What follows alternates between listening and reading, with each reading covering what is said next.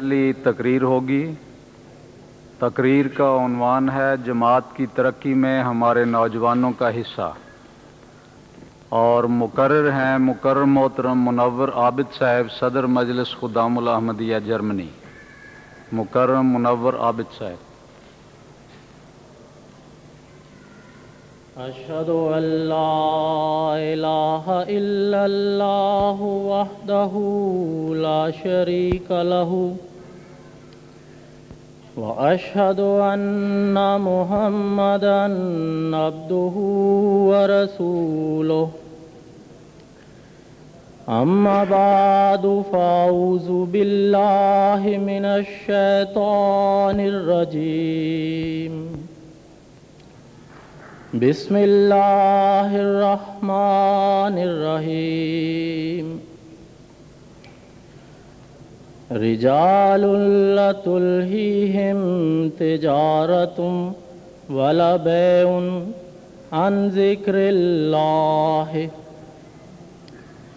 وإقام الصلاة وإیتاء الزکاة یخافون یوما تتقلب فیہ القلوب والابصار۔ من المؤمنین رجال صدقوا ما عاہدوا اللہ علیہ فمنہم من قضى نحبہ وَمِنْهُمْ مَنْ يَنْتَظِرُ وَمَا بَدَّلُوا تَبْدِيلًا۔ جن کو اللہ کے ذکر سے اور نماز کے قائم کرنے سے اور زکوٰۃ کے دینے سے نہ تجارت اور نہ سودا بیچنا غافل کرتا ہے، وہ اس دن سے ڈرتے ہیں جس دن دل الٹ جائیں گے اور آنکھیں پلٹ جائیں گی۔ ان مومنوں میں سے کچھ لوگ ایسے ہیں جنہوں نے اس وعدہ کو جو انہوں نے اللہ سے کیا تھا سچا کر دیا، پس بعض تو ایسے ہیں جنہوں نے اپنی نیت کو پورا کر دیا، یعنی لڑتے لڑتے مارے گئے، اور ان میں سے بعض ایسے بھی ہیں جو ابھی انتظار کر رہے ہیں، اور اپنے ارادہ میں کوئی تزلزل انہوں نے نہیں آنے دیا۔ قوموں کی اصلاح نوجوانوں کی اصلاح کے بغیر ممکن نہیں۔ جناب صدر، معزز سامعین، خاکسار کی تقریر کا عنوان ہے جماعت کی ترقی میں نوجوانوں کا کردار۔ احباب کرام، جب کوئی قوم ایک خاص مقصد اور مدعا لے کر کھڑی ہوئی ہو تو اس کے لیے ضروری ہوتا ہے کہ وہ اس مقصد اور مدعا کو نوجوانوں کے ذہنوں میں پوری طور پر داخل کرے اور ایسے رنگ میں ان کے عادات اور خصائل کو ڈھالے کہ وہ جب بھی کوئی کام کریں، خواہ عادتاً کریں یا بغیر عادت کے کریں، وہ اس جہت کی طرف جا رہے ہوں جس جہت کی طرف اس قوم کے اغراض و مقاصد اسے لیے جا رہے ہوں۔ جب تک کسی قوم کے نوجوان اس رنگ میں کام نہیں کرتے، اس وقت تک اسے ترقی حاصل نہیں ہوتی۔ آج سے قریباً 105 سال قبل ہندوستان کی گمنام بستی قادیان سے جماعت احمدیہ کے بانی حضرت مرزا غلام احمد علیہ السلام نے یہ دعویٰ فرمایا کہ اللہ تعالیٰ نے انہیں اس زمانہ کی اصلاح کے لیے مامور کیا ہے، اور آپ ہی وہ مہدی آخر الزماں اور مسیح موعود ہیں جن کے ظہور کی خبر حضرت محمد مصطفیٰ صلی اللہ علیہ وسلم نے 1400 سال قبل دی تھی، اور اب آپ ہی کے ذریعہ سے اسلام کو زندہ کیا جائے گا اور تمام ادیان پر غالب کیا جائے گا۔ تاریخ گواہ ہے کہ قادیان کی گمنام بستی سے دین حق کی سربلندی کے لیے اٹھنے والی اس آواز کو خدا تعالیٰ نے ینصرو کا رجال نوحی علیہم من السماء کا وعدہ دیا، اور حضرت مسیح موعود علیہ السلام کو ایسے نوجوان صحابہ عطا فرمائے جنہوں نے دین حق کی اشاعت کے لیے اپنا تن من دھن سب کچھ قربان کر دیا۔ یہ نوجوانان احمدیت کی وہ جماعت تھی جنہوں نے اسلام کی نشاط ثانیہ میں احیاء اسلام کے لیے اپنے اعمال، افعال اور اخلاق سے خدمت دین کے ایسے روشن باب تخلیق کیے کہ اسلام کے دور اول کے صحابہ کی یاد تازہ ہو گئی۔ خدا تعالیٰ ان کی مالی اور جانی قربانیوں اور ان کی نیکی اور تقوی کو دیکھ کر عرش پر خوش ہوا اور اپنے پاک الہام میں فرمایا، اصحاب الصفۃ وما ادراک ما اصحاب الصفۃ۔ سامعین اکرام، حضرت مسیح موعود علیہ السلام کی جلیل القدر نوجوان صحابہ میں حضرت مفتی محمد صادق صاحب رضی اللہ تعالیٰ عنہ، حضرت بھائی عبد الرحمن صاحب رضی اللہ تعالیٰ عنہ، حضرت میر حامد علی صاحب رضی اللہ تعالیٰ عنہ، حضرت مولوی عبد الکریم صاحب رضی اللہ تعالیٰ عنہ، حضرت مولوی شیر علی صاحب رضی اللہ تعالیٰ عنہ، حضرت عبداللہ سنوری صاحب رضی اللہ تعالیٰ عنہ، حضرت قاضی محمد عبداللہ صاحب رضی اللہ تعالیٰ عنہ، حضرت مولوی محمد دین صاحب رضی اللہ تعالیٰ عنہ کے نام تاریخ احمدیت میں ہمیشہ زندہ رہیں گے۔ یہ وہ جماعت تھی جو حضرت مسیح موعود علیہ السلام کی صحبت سے براہ راست فیضیاب ہوئی اور توحید اور سچائی کا پیغام لے کر اکناف عالم میں پھیل گئی، اور انہوں نے دعوت اللہ کے میدان میں حیرت انگیز نمونے دکھائے۔ آئیے اس کی چند مثالیں سنتے ہیں۔ حضرت مفتی محمد صادق صاحب نے 29 سال کی عمر میں کس طرح جماعت کی ترقی میں اہم کردار ادا کیا، اس کی 2 مثالیں آپ کے سامنے رکھتا ہوں۔ ایک دفعہ آپ بمبئی کے بازار میں ایک دوست کے ساتھ گزر رہے تھے۔ آپ کے ساتھی نے آپ سے کہا کہ اس عرضی نویس کو تبلیغ کریں۔ فرمایا کہ ابھی کرتا ہوں۔ یہ کہہ کر عرضی نویس کے سامنے بیٹھ گئے اور کہا کہ ایک اچھا سا خط لکھوانا ہے۔ عرضی نویس نے کہا لکھوائیے۔ آپ نے لکھوانا شروع کیا۔ فرمایا جناب نظام صاحب والی حیدرآباد کے نام لکھو اور اس میں لکھو حضرت رسول کریم صلی اللہ علیہ وسلم کی پیشگوئی کے مطابق، جس میں حضرت مسیح موعود علیہ السلام نے تمام دنیا کو محمدی جھنڈے تلے جمع کرنے کے لیے آنا تھا، قادیان میں اس کا ظہور ہو چکا ہے اور میں آپ کو اس کے ماننے کی دعوت دیتا ہوں۔ اس طرح اس عرضی نویس کو بھی دعوت دے دی اور بعد میں یہ خط والی حیدرآباد کو پوسٹ کر دیا۔ احباب کرام، اس طرح آپ امریکہ میں پہلے مربی بھیجے گئے۔ آپ جب انگلستان سے امریکہ گئے تو ایئرپورٹ پر امیگریشن آفیسر نے پوچھا آپ کون ہیں اور یہاں کیوں آئے ہیں؟ تو آپ نے بتایا میرا نام محمد صادق ہے اور میں ہندوستانی مسلمان ہوں اور انگلستان رہ کر یہاں آیا ہوں۔ پھر پوچھا آپ یہاں کیا کرنے آئے ہیں؟ فرمایا دین حق کی تبلیغ کرنے آیا ہوں۔ تو اس نے کہا آپ کو امریکہ ہرگز رہنے کی اجازت نہ دیں گے۔ حضرت مفتی محمد صادق صاحب رضی اللہ تعالیٰ عنہ نے فرمایا میں بھی واپس نہ جاؤں گا۔ اس پر انہوں نے آپ کو نظر بند کر دیا۔ جس مکان میں آپ کو نظر بند کیا گیا اس میں چند یورپین قیدی بھی تھے۔ آپ نے موقع غنیمت جانا اور انہیں تبلیغ شروع کر دی اور 15 افراد کو اللہ کے فضل سے احمدیت قبول کرنے کی توفیق ملی۔ اس واقعہ کی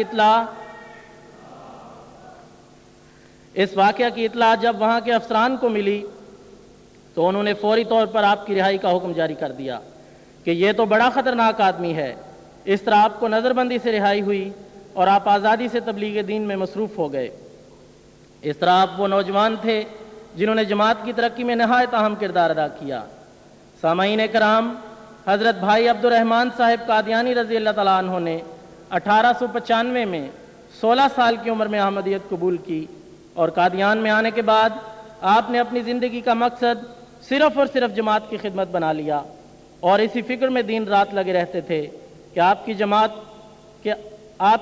کے لیے فدائیت اور جان نثاری کا جذبہ ہی تو تھا کہ حضرت اقدس مسیح موعود علیہ السلام نے اس نوجوان شہدائی اسلام کا نام 313 اصحاب کی فہرست میں درج فرمایا۔ نزول المسیح کتاب میں 7 جگہ پر آپ کا نام نشانات کے گواہ کے طور پر درج ہے۔ آپ قادیان سے کم ہی باہر نکلتے تھے اس ڈر سے کہ قادیان سے باہر موت نہ آ جائے۔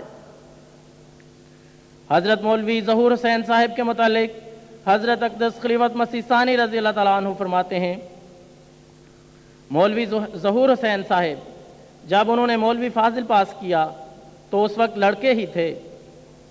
میں نے کہا روس جاؤ گے تو پاسپورٹ نہیں ملے گا۔ کہنے لگے بے شک نہ ملے، بغیر پاسپورٹ کے ہی اس ملک میں تبلیغ کے لیے جاؤں گا۔ آخر وہ گئے اور 2 سال جیل میں رہ کر انہوں نے بتا دیا کہ خدا نے کیسے کیسے کام کرنے والے مجھے دیے ہیں۔ خدا نے مجھے وہ تلواریں بخشی ہیں جو کفر کو ایک لمحہ میں کاٹ کر رکھ دیتی ہیں۔ خدا نے مجھے وہ دل بخشے ہیں جو میری آواز پر قربانی کرنے کے لیے تیار ہیں۔ انہیں سمندر کی گہرائیوں میں چھلانگ لگانے کے لیے کہوں تو وہ سمندر کی گہرائیوں میں چھلانگ لگانے کے لیے تیار ہیں۔ میں انہیں پہاڑوں کی چوٹیوں سے اپنے آپ کو گرانے کے لیے کہوں تو وہ پہاڑوں کی چوٹیوں سے اپنے آپ کو گرا دیں۔ میں انہیں جلتے ہوئے تنوروں میں کود جانے کا حکم دوں تو وہ جلتے ہوئے تنوروں میں کود کر دکھا دیں۔ اگر خودکشی حرام نہ ہوتی اور اگر خودکشی اسلام میں ناجائز نہ ہوتی تو میں اس وقت تمہیں یہ نمونہ دکھا سکتا تھا کہ جماعت کے 100 آدمی کو میں اپنے پیٹ میں خنجر مار کر ہلاک ہو جانے کا حکم دیتا اور وہ 100 آدمی اسی وقت اپنے پیٹ میں خنجر مار کر مر جاتا۔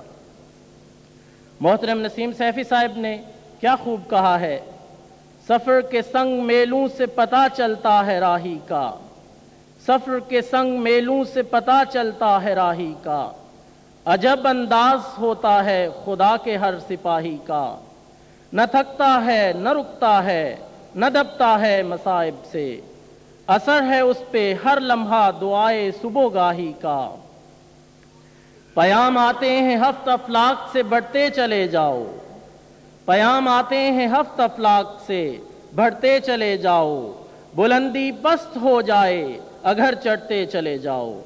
جناب صدر، جماعت احمدیہ کے پرعزم اور پرہمت نوجوانوں میں پسر موعود حضرت مرزا بشیر الدین محمود احمد صاحب رضی اللہ تعالیٰ عنہ بھی ہیں، جنہوں نے 17 سال کی عمر میں احمدی نوجوانوں کی انجمن کی بنیاد رکھی، جس کا نام حضرت مسیح موعود علیہ السلام نے انجمن تشییع الاذہان رکھا، جس کے ماتحت رسالہ تشییع الاذہان کا اجرا ہوا۔